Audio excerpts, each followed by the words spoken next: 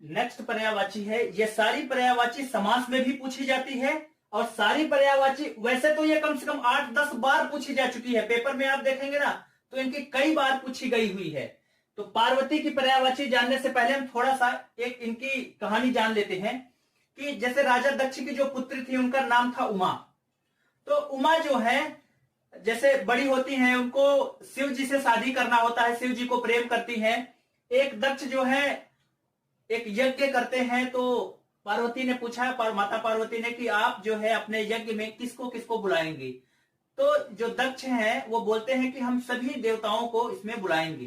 तो माता पार्वती समझ जाती हैं कि अगर सभी देवताओं को बुलाया जाएगा तो महादेव तो देवों के देव हैं, उनको तो अवश्य ही बुलाया जाएगा। लेकिन यज्ञ शुरू होता है और महादेव नहीं आते हैं।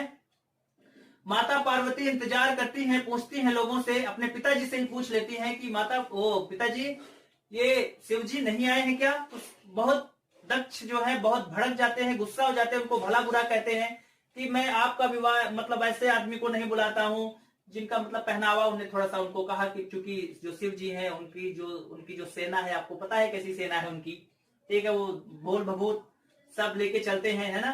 तो भूत प्रेत के नाथ है, वो भूतनाथ उनको कहा भी जाता है। तो वो नहीं चाहते थे, तो उनको उमा को गुस्सा आता है और अपनी जान जो है वो यज्ञ में कूद कर अपनी आहुति दे देती हैं, अपना प्राण न्यौछावर कर देती हैं। शिव जी को जब यह बात पता चलती है तो वो अपना तीसरा नेत्र खोल देते हैं और वो राजा दक्ष जी भस्म हो जाते हैं। वही माता सती की जो शरीर है, उमा की जो शरीर है, उसको लेकर हिमालय में जाते हैं, वहां स्थापित करते हैं। इस बीच ले जाते समय जो जो शरीर के टुकड़े, चूंकि जल गई थी तो उनके टुकड़े जो जमीन पर गिरे, वहां पर शक्तिपीठ का निर्माण किया गया। जैसे मैहर में माता का हार गिरा था, कामाख्या असम में, ऐसा उनका शरीर की अंग आप देख लीजिएगा कहां कहां पे कुल शायद 52 या 51 शक्तिपीठ हैं। तो उमा नाम हो गया, वहां शिव जी ने उनको स्थापित किया। माता पार्वती को बोला कि पर्वत में स्थापित किया, बोला यहाँ आपका दूसरा जन्म होगा, मैं विवाह में आपको वर्ण करूंगा। क्योंकि ज्यादा लंबी कहानी मैं खींच नहीं सकता हूं तो जल्दी से समझ लीजिए। पर्वत में दोबारा जन्म होता है, इसलिए इनका नाम पड़ता है पार्वती, पर्वत में जन्म लेने के कारण। अब देखिए, नोटिस कीजिए ना, जितने भी नाम हैं वो सारे ही पर्वत के नाम पर ही हैं। शैलजा, शैल में जन्म लेने वाली, शैल पुत्री, शैल सुता, जब नवदुर्गा आता है तो इन सब शैल पुत्री शैल सुता सबका नाम हम सुनते भी हैं। गिर में जन्म लेने वाली गिरिजा, हिमांचल सुता, हिमालय की पुत्री, हिमाचल प्रदेश में भी हिमालय, कुछ भी आप समझ ले जैसा। अपने पति के लिए जो अपनी जान न्यौछावर कर दे, सती। गौरी, गोरा वर्ण होने के कारण गौरी और अच्छे नक्षत्र में पैदा होने के कारण इनका नाम सुभद्रा पड़ा था। कपर्दिका, शिव जी को कपर्दिन कहा जाता है, ठीक। कपर्दिन का मतलब होता है जटाधारी, कपर्द का मतलब होता है जटा। तो जो माता पार्वती हैं इनका नाम कपर्दिका भी है और कपर्दिनी भी है, दोनों ही नाम इनका है, ठीक। अपर्णा, अपर्णा, पर्ण मतलब पत्ता, जो पत्ता भी न खाए, ऐसी उपासना ऐसी तपस्या करें जो पत्ता भी खाया न जा सके। मतलब जंगल में जैसे उपासना कर रहा है तो आदमी फल फूल पत्ता खा लेता है, तो ये पत्ता भी नहीं खाए। मतलब नहीं, पर्ण मतलब पत्ता, मतलब भूखे प्यासे रहकर जो साधना करें। शिव जी को पाने के लिए तपस्या की थी ना इन्होंने। भवानी, भव कहते हैं शिव जी को, शिव और भव शिव जी का नाम है, भव सागर से मुक्ति के कारण, दिलाने के कारण, तो उनका नाम भव से भवानी, शिव से शिवानी, रुद्र से रुद्राणी। पर्वत की पुत्री होने के कारण गिरी तनया, गिरी मतलब पर्वत, तनया मतलब पुत्री। कुमारी नाम आपको पता है, शादी नहीं हुई थी तभी इनकी, या हमेशा आजीवन, पहले जन्म में आजीवन ये कुमारी थी, इसलिए क्योंकि कार्तिकेय का नाम जैसे कुमार है, ठीक ना, तो शादी न करने के कारण ही, तो अविवाहित ही इनकी मृत्यु हो गई थी। पतिव्रता आपको पता ही है, इनका नाम सती भी है तो पतिव्रता तो होंगी ही। त्रिनेत्र की पत्नी है तो त्रिनेत्रा। शूल धारण करने वाले की पत्नी है तो शूलधारिणी। देखिए, नी प्रत्यय अगर लगता है तो इसका जैसे पंडितानी, जेठानी, तो नी प्रत्यय या आनी प्रत्यय जो हम समझते हैं, किसी में बड़ी ई की मात्रा लगाने पर स्त्रीलिंग का परिवर्तन होता है, तो शूल धारण में बड़ी ई का परिवर्तन किया हुआ है यहाँ पे, तो शूल धारिणी हो गई। अंबिका, अंबे दुर्गे आप नाम सुने ही है, तो अंबे से ही नाम पड़ा है इनका अंबिका। भगवान की पत्नी है भगवान भोलेनाथ की तो भगवती। भार्गवी, जो शिव जी हैं वो भृगु ऋषि की संतान कहे जाते हैं, उनको भार्गव कहा जाता है। जो ब्रह्मा विष्णु महेश हैं तीनों को ही भार्गव कहा जाता है, भृगु ऋषि की संतान माने जाते हैं। इस वजह से पार्वती जी को भार्गवी कहा गया। वो भार्गव और ये उनकी पत्नी भार्गवी। सुभद्रा की चर्चा हो चुकी है। चंड मुंड को मारने के कारण इनका नाम चामुंडा पड़ा। शंकर भगवान की पत्नी होने के कारण इनको शंकरी नाम दिया। अब नेक्स्ट पर्यायवाची जो है गणेश जी की पर्यायवाची देख लीजिए, वक्र तुंड। तुंड मतलब सूंड, कर्व शेप में है ऐसा समझ लीजिए, जो सूंड चुकी रहती है। महाकाय, जिनकी काया बड़ी हो विशाल हो। भवानी नंदन, भवानी मतलब माता पार्वती को भवानी कहा जाता है, ठीक, इनके पुत्र। विनायक, देखिए गणेश जी को बुद्धि और विनय का देवता कहा जाता है, ठीक, अग्र पूज्य यही गणेश जी को ही कहा जाता है। याद कीजिए जब वो परिक्रमा लगा के अपने माता पिता की परिक्रमा लगा लिए थे, अपनी बुद्धि और विवेक का परिचय करके उनने बाहरी संसार की परिक्रमा न करके माता पिता की परिक्रमा को पूरा करने का ही अपना कार्य समझा था और उन्होंने वो कार्य किया। तो जो जो लोग वहां मौजूद थे ना, इस परीक्षा में एक परीक्षा आयोजित हुई थी जिसमें चक्कर लगाने की, कार्तिकेय और गणेश में परीक्षा होनी थी, चक्कर लगाना था। पूरे ब्रह्मांड का जो चक्कर लगा के सबसे पहले आ जाएगा वो विजेता होगा। तो कार्तिकेय अपने मोड़ से उड़ गए, अब इनका वाहन तो चूहा था, मूसक, तो अब उन्होंने अपने माता पिता की ही परिक्रमा कर ली और बोला कि मेरे ब्रह्मांड की परिक्रमा हो गई। तो यह परीक्षा जितने भी लोग देख रहे थे उनको बोला जाता है गण।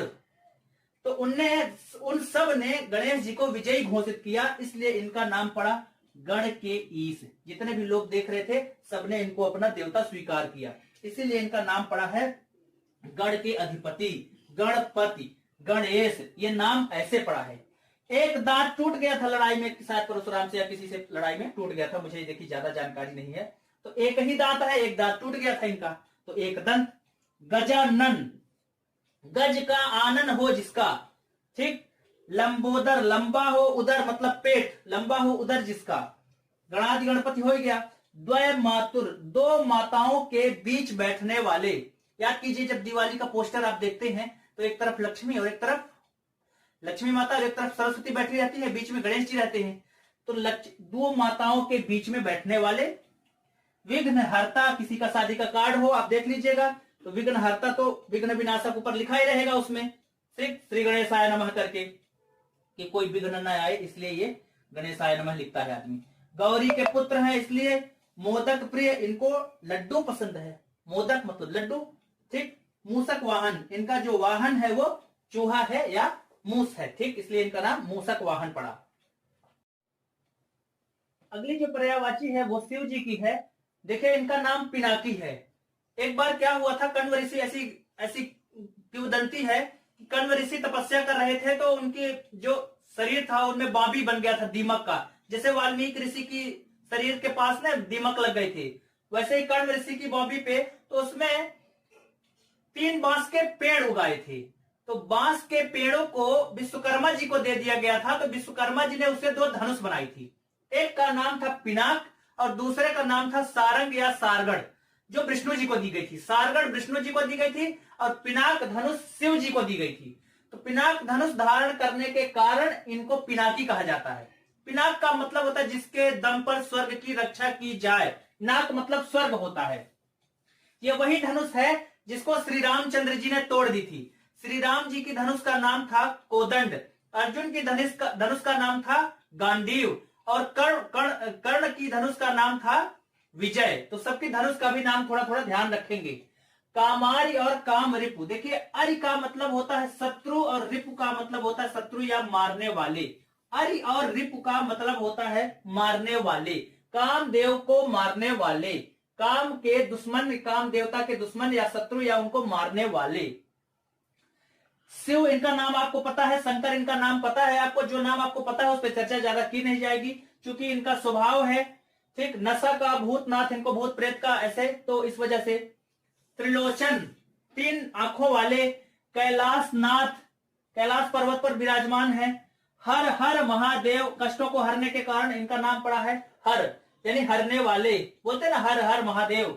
नीलकंठ, विष पी लिया था, इस वजह से इनका जो कंठ है वहां पे वो अटक गया था, विष वहां शरीर के अंदर तक नहीं जा पाया, क्योंकि जहर जो होता है वो निगेटिव चीज है और भगवान शिव एकदम पवित्र व्यक्ति थे, इसलिए जहर भी उनके कंठ के नीचे नहीं उतर पाया, तो नीला कंठ इनका नाम नीलकंठ बोल दिया गया। गिरजा के पति है पार्वती माता के, भार्गव भृगु ऋषि की संतान होने के कारण चंद्रशेखर चंद्रमा है जिनके शिखर पर मतलब चोटी पर, विदुशेखर, विदु का मतलब चंद्रमा, मैंने पिछली पर्यायवाची में विदु का मतलब चंद्रमा बताया भी है, समझाया है इसको। विदुशेखर चंद्र मौली, मौली का मतलब होता है सिर, चंद्रमा जिनके मौली पर हो यानी सिर पर हो। शंभु स्वयंभू से ही उत्पन्न हुआ शब्द है, तो शंभु और स्वयंभू दोनों इसी का अपभ्रंश होकर शंभु बन गया है। गिरीश, गिर के इस मतलब देवता। वैद्यनाथ, अब जो जिस पर जहर का भी असर न हो तो उनको तो आप वैद्यनाथ कहेंगे ही। विश्वनाथ, विश्व के नाथ हैं, हर कोई कष्ट इनका, सबके कष्टों को निवारण करते हैं, शीघ्र प्रसन्न हो जाते हैं, इस वजह से विश्वनाथ। पशुपतिनाथ, आपको पता है नंदी बैल वाली कहानी, नंदी बैल इनके साथ विराजमान रहते हैं, ठीक। पशुपतिनाथ का मंदिर बना हुआ है। कपर्दिन, कपर्द का मतलब होता है जटा, कपर्दिन मतलब जटा धारण करने वाले। कृत्तिवास, कृत्तिवास का मतलब होता है गज चर्म, गज चर्म मतलब हाथी का चमड़ा, जो शिव जी है हाथी का चमड़ा पहनते हैं और बाघ की खाल में बैठते हैं, ठीक। तो कृत्ति का मतलब गज चर्म धारण करने वाले। गज चर्म जिनका वसन हो, वसन मतलब वस्त्र, वस्त्र की पर्यायवाची ने पढ़ाया है। महेश्वर आपको पता है खरगोन खंडवा, ये जो हमारे 12 ज्योतिर्लिंग हैं उनके नाम जो आ रहे हो तो उनके बारे में चर्चा नहीं होगी ज्यादा। देवाधिदेव, देवों के देव महादेव, डमरू धारण करते हैं, डमरूधार। अंधक राक्षस को मारने के कारण, रिपु मतलब शत्रु या मारने वाले, तो अंधक राक्षस को मारने के कारण अंधका रिपु। आशुतोष, शीघ्र प्रसन्न हो जाने वाले, आशु मतलब होता शीघ्र, तोष मतलब संतोष या प्रसन्न हो जाए जो। किसी को भी ना कुछ अगर शक्तियां चाहिए होती ना शिव जी की तपस्या करने लगता है, जैसे रावण को चाहिए तो शिव जी की, क्यों? क्योंकि वो आशुतोष है, बहुत जल्दी प्रसन्न हो जाते हैं भक्तों पर। शशांक शेखर, शशांक का मतलब चंद्रमा, शेखर मतलब जिनके शिखर पर है। श्रीकंठ, पवित्र कंठ, उनके शरीर पवित्र है इसलिए जहर जो है नीचे नहीं जा पाया, इसलिए नीलकंठ और श्रीकंठ इन्हीं का नाम है। मदन आरी, मदन का मतलब कामदेव की पर्यायवाची जब आएगी तब वहां पढ़ेंगे। मदनारी मतलब मदन के अरि मतलब मदन को मारने वाले। विरूपाक्ष, वि मतलब विशेष, रूप मतलब रूप, अक्ष मतलब आंख, जिनके रूप में विशेष आंख हो, ठीक। तो ये शिव जी की पर्यायवाची हो गई। अगली पर्यायवाची है कामदेव की। देखिए शिव जी जो है घोर तपस्या में लीन थे और विश्व के कल्याण के लिए उनको जगाना बहुत आवश्यक था। ऐसी दशा में सब कुछ प्रयत्न कर लिए गए लेकिन शिव जी नहीं उठे। तब जो है कामदेव जी को बोला गया कि आप जो है माता रति के साथ, ठीक, इन्हें देखिएगा कितना अच्छा काम किया था कि इनके साथ मिलकर शिव जी को उठाइए नहीं तो विनाश हो जाएगा। तो जो है रति जो है कामदेव के साथ, अब काम शिव जी एकदम लीन थे, अब लीन थे, उनको सब प्रयत्न किए गए नहीं उठे। अब वो कान में जाके चूड़ी कोई बजाएगा तो कोई भी गुस्सा हो जाएगा, भाई उनकी तपस्या में विघ्न कोई डाल रहा है। तो वो नाच रहे हैं, कूद रहे हैं, चूड़ी खनका रहे हैं, तो शिव जी को गुस्सा आई। जब उनकी तपस्या भग्न हुई तो सामदेव पड़ गए, विघ्न पड़ा उनकी तपस्या में, तो सामने पड़े कामदेव। और जब शिव जी क्रोधित होते थे तब उनकी तीसरी आंख खुल जाती थी। याद कीजिए दक्ष भी ऐसे ही मारे गए थे। तो सामने थे शिव जी सॉरी सामने थे कामदेव, शिव जी के सामने कामदेव पड़े, उनकी तीसरी आंख खुली और कामदेव भस्म हो गए। अब रति ने कहा कि शिव जी आपने उनको भस्म क्यों किया? ये कार्य तो अच्छे कार्य के लिए हो रहा था, हाहाकार मचा हुआ था, आपका उठना बहुत आवश्यक था। भाई एहसास हुआ कि अरे गलत हुआ, अब तो जो चला गया वो तो चला गया। बोले अब जो है कामदेव को तो मैं सशरीर खड़ा नहीं कर सकता, अब वो मन में जीवित रहेंगे। रति जी ने कहा कि ये मन में जीवित नहीं करना है, उनको जैसे थे वैसे ही आप खड़े कीजिए, मुझे कुछ नहीं लेना देना, आप तो लाइए। बोले देखिए वो तो चले गए, अब तो अपने को कुछ हो नहीं सकता, लेकिन जब जब प्रेम की बात आएगी तब तक कामदेव जी याद किए जाएंगे, मन में स्मरण में वो रहेंगे, याददाश्त में आपके हमेशा रहेंगे, वो कभी आपको भूलेंगे नहीं। आप उन्हें चाह के भी नहीं भुलाएंगे, वो हमेशा आपके स्मरण में रहेंगे। तो आपको उनकी कमी कभी एहसास नहीं होगी। ठीक, इसलिए मदमस्त करने वाले, मन में जन्म लेने हैं ना, तो मनोज, देखिएगा मनः धन ज, मन में जन्म लेने वाले मनोज। मनसिज, देखिए मन में जन्म लेने वाले, जैसे कमल की पर्यायवाची है ना सरसिज, तो मनसिज मन में जन्म लेने वाले, मनस धन जा, तो मनस में जन्म लेने वाले, अपने मन में जन्म लेने वाले, स्मरण में रहने वाले, आत्मा से जन्म लेने वाले, आत्मा में रहने वाले, मन को मथने वाले, मन में विराजमान है ना, मन में हलचल मचती है ना, कामदेव जी का नाम सुनते ही। अनंग, अनंग, जिनका अंग ना हो, अर्थात भाई मन में जीवित है तो शरीर नहीं है, अशरीर है ना, तो जिसका अंग ना हो, अनंग, मन में जन्म ले रहे हैं। मन में जन्म लेने के कारण ये मन से शब्द बना मयन, मन मतलब मन में जो वास करते हैं, मैं साथ में, मैं का मतलब साथ में, जो मन के साथ में हो। इनके झंडे में, ध्वजा में मीन और मकर का चिन्ह बना है। ध्यान रखेंगे मीन और मकर दोनों का मतलब मछली होता है। मकर का एक मतलब वो जो मकरा होता है ना, मकड़ी, वो भी होता है, लेकिन मीन और मकर का मतलब मगर कतई नहीं होता है, ध्यान रखिएगा, मगर नहीं बोला है मैंने, मकर बोला है। तो मीन और मकर का शाब्दिक अर्थ होता है मछली। ठीक, तो जिनकी ध्वजा पर मछली का चिन्ह बना हो, जो जिनकी धनुष फूलों की हो, भाई कामदेव है, प्रेम के देवता है, तो तीर थोड़ी मारेंगे, फूलों का बाण चलाते हैं, 5 बाण चलाते हैं, 5 बाण रखते थे, तो इसलिए नाम पड़ा है पंचसर। अब फूलों की धनुष लेके चलते थे, भाई कामदेव जी हैं, प्रेम के देवता हैं, तो फूलों की धनुष और फूलों की तीर मार देते थे। ठीक, घायल सामने वाला। ठीक, रतिनाथ और रतिपति इन्हीं के पति होने के कारण। माता सरस्वती को देख लेते हैं। सार मतलब ज्ञान, ज्ञान देने वाली, हे शारदे माँ, हे शारदे माँ आप सुने होंगे। शारदा का मतलब सार देने वाली अर्थात ज्ञान देने वाली। धवला, जो श्वेत वस्त्र पहनती है, धवला का मतलब धुला हुआ, जो पवित्र है। ठीक, विमला, जो विमल है, विमल का मतलब होता है शुद्ध या पवित्र, धवला का मतलब धुला हुआ है, जो पवित्र है, विमल का मतलब है शुद्ध या पवित्र। जैसे बोलता है आदमी ना, वो अम्ब विमल मति दे, तो विमल मति दे, विमल मतलब साफ सुथरी अच्छी बुद्धि देने के लिए। श्वेता मतलब देखिए परेशान कहाँ करता है ये पर्यायवाची, करती है ये पर्यायवाची। धवला, विमला, कमला, कमला लक्ष्मी जी की पर्यायवाची है। जब तक कमल में सफेद शब्द नहीं लगा है तब तक वह सरस्वती की पर्यायवाची नहीं है, क्योंकि ये सफेद वस्त्र धारण करती हैं और सफेद कमल पर बैठती हैं। धवला नाम लिखा है ना, धुला हुआ लिखा है ना, इसलिए सफेद पे बैठने के कारण पूरा सफेद रहती है। श्वेता, महाश्वेता, श्वेत पद्मासना, श्वेत मतलब सफेद, पद मतलब कमल में, आसना मतलब जो आसीत हैं। वाणी की देवता, भाषा की देवता, वाग देवी, वागेश्वरी, वागीश, ये सबका मतलब है वाणी की देवता। सरस्वती जी को वाणी का देवता कहा जाता है। जैसे आदमी नहीं बोलता है कि यार सुबह सुबह अच्छा बोलो, दिन भर में एक बार कभी न कभी सरस्वती विराजमान होती हैं, मुंह में सरस्वती विराजमान है, तो मतलब वाणी की देवता होंगी तब तो भाषा तो बोली जाती है ना। तो वाणी भी और भाषा, देखिएगा भाषा का शाब्दिक अर्थ जो है माता सरस्वती की पर्यायवाची भी है। वाग देवी मतलब वाणी की देवी, वाग की ईश्वरी, वाग की ईश, मतलब पूरा वाणी से ही संबंधित इनका नाम था ये वाला। विद्या की देवी है, आपको पता ही है। ठीक, विधाता मतलब ब्रह्मा जी की पत्नी के होने के कारण विधात्री नाम पड़ा, ब्रह्मा जी की पत्नी का होने के कारण ब्राह्मी नाम पड़ा। वीणा पाण, जिनके हाथ में वीणा है, वीणा बजाते हैं इसलिए वीणा वादनी पड़ा। ठीक,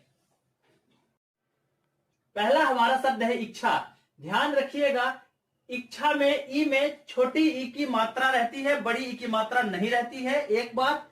और ईप्सा में ई में बड़ी ई की मात्रा रहती है। जैसे मान लीजिए ये तत् इच्छा आ जाएगी संधि विच्छेद में, तो वहां हम अच्छे से समझ पाएंगे। तो तत् धन इच्छा में छोटी, क्योंकि ऑप्शन में वहां छोटी ई भी रहेगा, बड़ी में भी रहेगा। अभीप्सा में प्रश्न पूछा जाता कि अभीप्सा में, तो अभिधन ईप्सा भी लिखा रहता है और अभिधन इप्सा भी लिखा रहता है। तो ध्यान रखेंगे दोनों बात का।